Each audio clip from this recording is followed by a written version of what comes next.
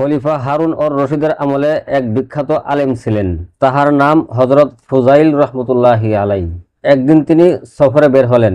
প্রতিমধ্যে একটি গ্রামের পাশে তার কাফেলা বিশ্রাম নিল। এক বালককে দেখা গেল মাঠে একা গরু চড়াচ্ছে। সে ছিল খুব সাধারণ পোশাকে, কিন্তু তার চোখে মুখে ছিল ইমানের আলো। ফুজাইল রহমতুল্লাহি আলাই ভাবলেন, একটু কথা বলা যাক। তিনি জিজ্ঞেস করলেন, বাচ্চা, তোমার মালিক কোথায়? বালক বলল, আমার মালিক শহরে গেছেন, আমাকে গরু দেখার দায়িত্ব দিয়ে গেছেন। ফুজাইল রহমতুল্লাহি আলাই একটু মজা করে বললেন, বালক, একটি গরু আমাকে বেচে দাও, ভালো দাম দিব। বালক অবাক হয়ে বলল, আমি তো দাস, গরু বিক্রি করার অধিকার আমার নেই।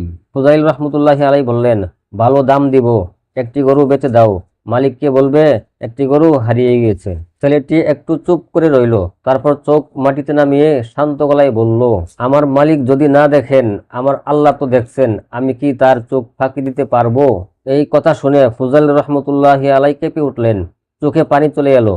এত ছোট বালক, আর ইমান এত শক্ত! তিনি শহরে গিয়ে সেই বালককে খুঁজে বের করলেন, তার মালিকের কাছ থেকে তাকে কিনে নিলেন এবং আল্লাহর সন্তুষ্টির জন্য তাকে মুক্ত করে দিলেন।